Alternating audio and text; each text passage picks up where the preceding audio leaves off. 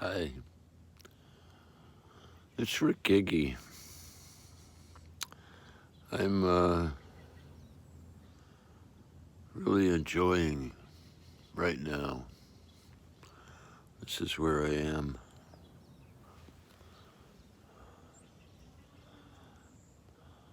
Pretty nice, eh?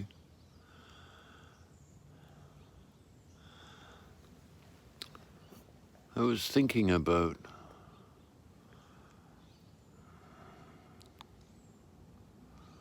all that is, and I can hear this great sound of all that is right now. It's a roar. And if I listen carefully, I can hear the ocean. I can hear the joy and the suffering.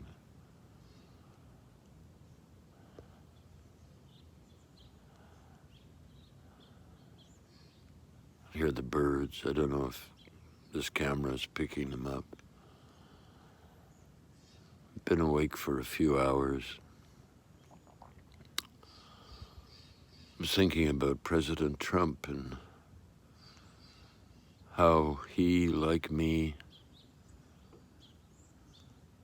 is accused of being too much and not enough and having people angry at him.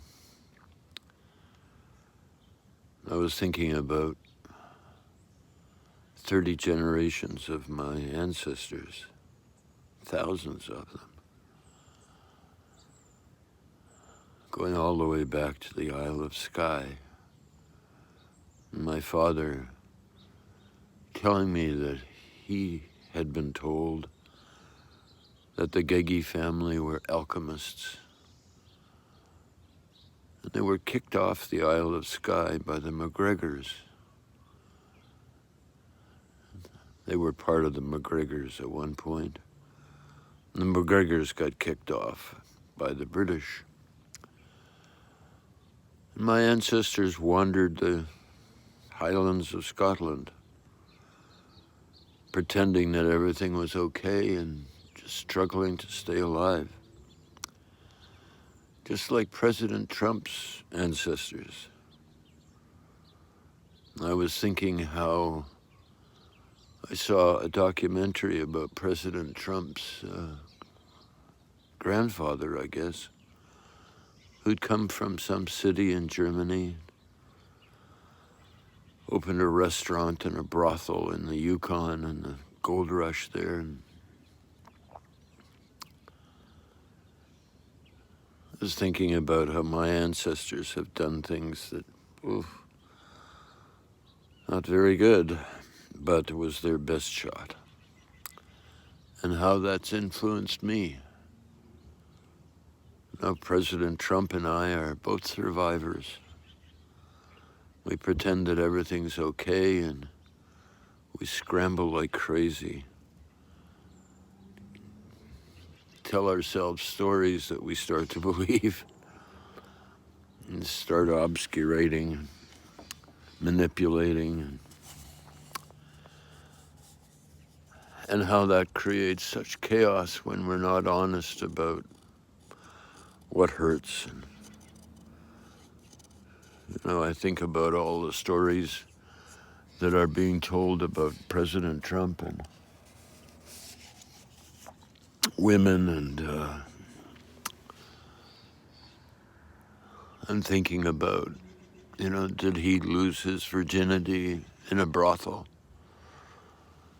Because brothels were seen as something very selfish, and people who were having to use their bodies just to stay alive and provide sensation and things to people who could afford to pay them, or not, just raped people, force them to give a sensation so that the rapists could feel alive, or so the abusers could feel alive. And I think about my relation with women and how confused I've been. Confused about love and confused about sensation and about being part of life, not really being able to have a good time that doesn't take energy from other people, but shares the energy, And every day I pray for people like President Trump and people who have huge influence and huge impact, and I hope they have epiphanies and they wake up and that they're able to say, boy, was I ever off base with that decision or that action, And then to make amends, like just be different.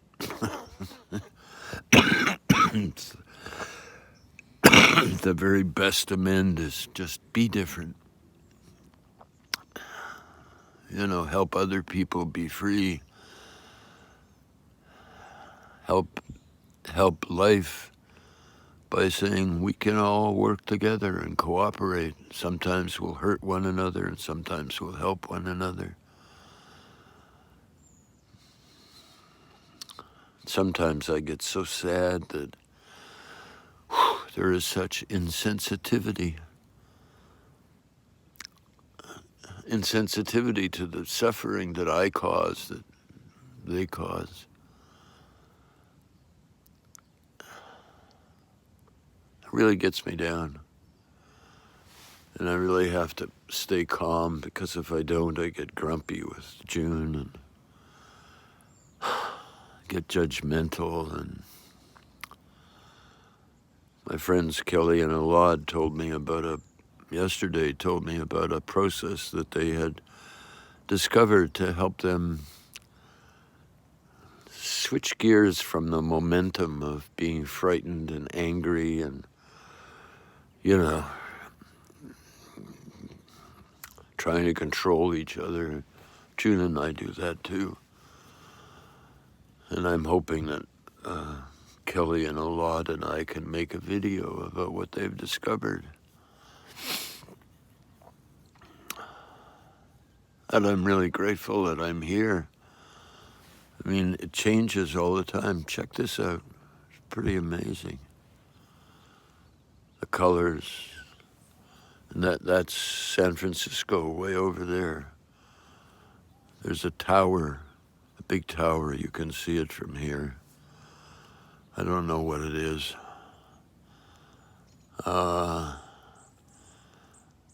This is a property that my friend Pilar is looking after, and she was kind enough to let June and I stay here to just take a refuge and a bigger view, so that our souls can get built up, so we can remember who we all our parts, not just the frightened parts, but also those parts of us that are just like, oh my goodness sakes. I have two heroes, many heroes, and they're part of me. One of them is Oprah Winfrey, and another one is Jean Houston. And the two of them have a thing on YouTube where they're talking. And Jean Houston is talking about meeting a ventriloquist, a famous ventriloquist, and his little puppet.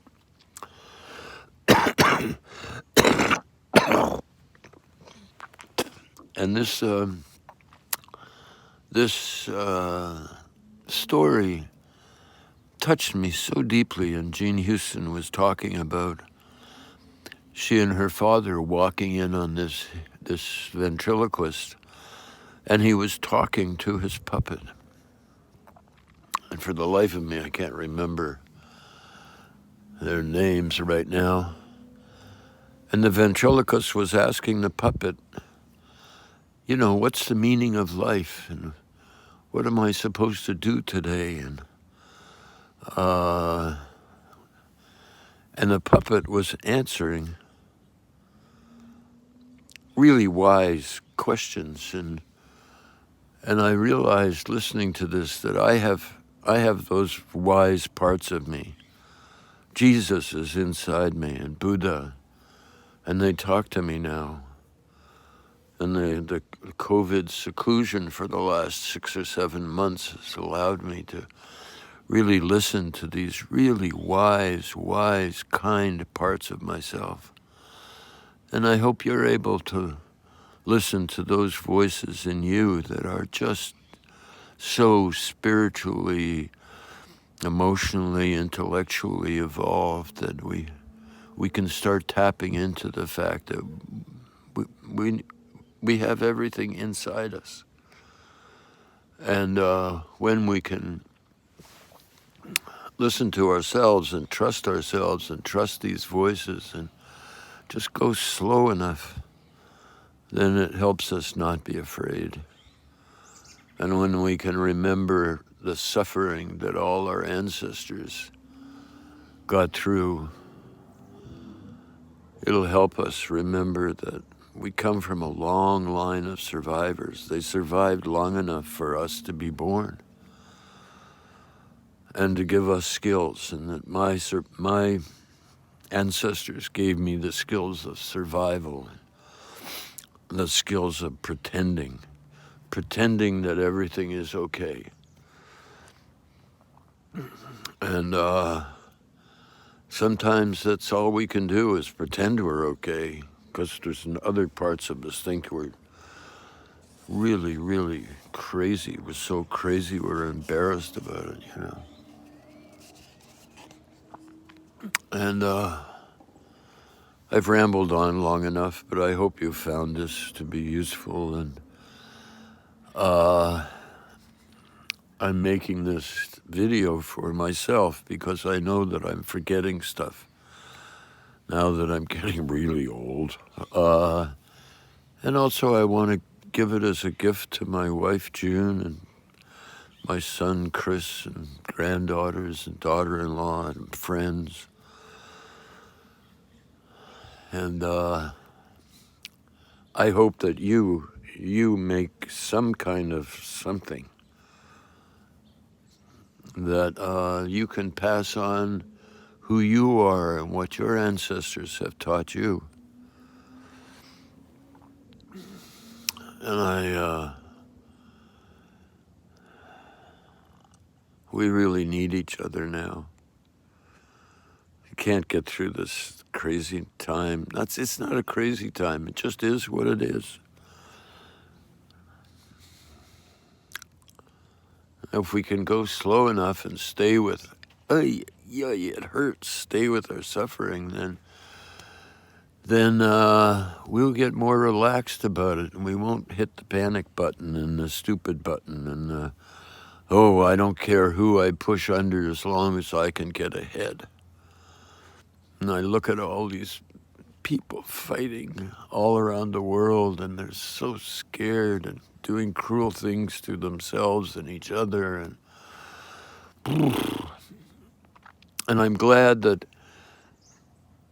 an awareness is coming that we have lots of parts, and it's important to learn to live with our parts so that they don't get out of hand. I was reading a wonderful book called My Grandmother's Hands.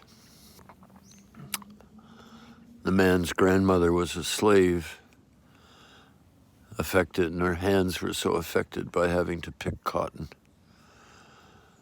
And he told me in this book that I listened to, that police officers are being acquitted of killing people, especially black people, with the defense that my body shot the person, yes, but my heart didn't want to.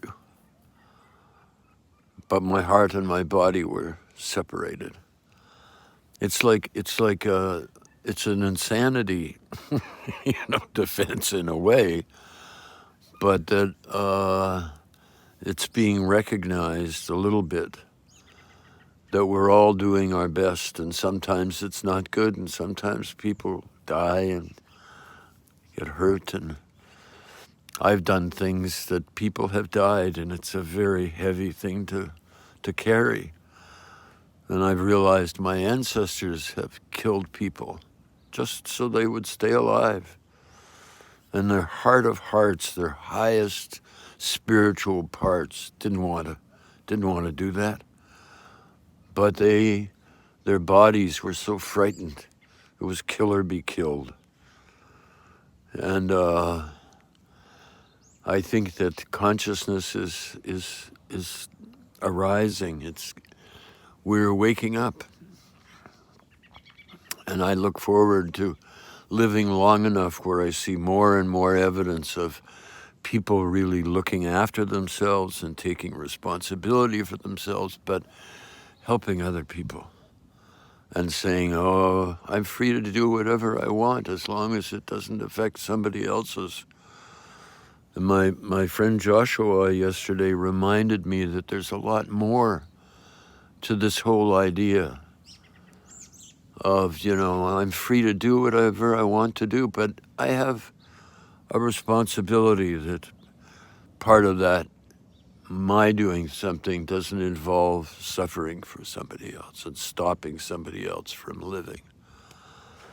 So please make your videos and get them out there somehow, or your stories or your poems or your songs or your artwork or the simple acts of anonymous kindness, giving gifts that, nobody but you knows that you've done it.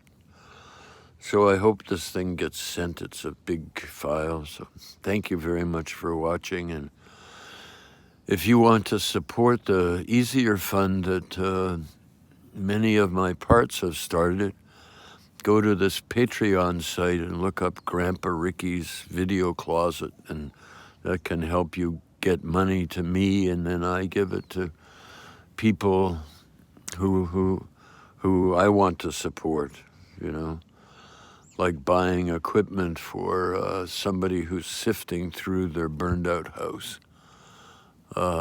buying them a bag with a nozzle on it for showering, or, plastic colanders for sifting through the ashes so they can find maybe their grandmother's ring and honor their ancestors. So much love to you.